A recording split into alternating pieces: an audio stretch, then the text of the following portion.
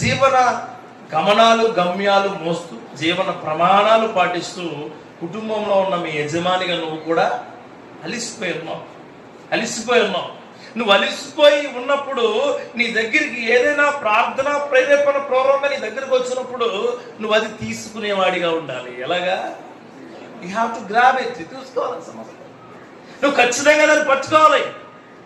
ఎప్పుడైతే అలా పట్టుకునేవాడిగా నువ్వు ఉంటావో, పట్టుకునేదానిగా నువ్వు ఉంటావో, అప్పుడు ఆయన నీ కుటుంబం ఎడలా నీ ఎడలా శ్రద్ధ చూపుతాడు. మొట్టమొదటిగా నేను చెప్పే మాట ఏంటంటే శ్రద్ధ వహించండి. నీ పరిస్థితులు ఏమైనా, నీ కారణాలు ఏమైనా, నీ యొక్క వడంబడికలు ఏమైనా, నీ ఆలోచనలు ఏమైనా, నీ క్రియలు ఏమైనా, నీ యొక్క ఆత్మీయ అవసరతలు ఏమైనా సరే శ్రద్ధ వహించండి. శ్రద్ధ తీసుకోవాలి ప్రతిదానం.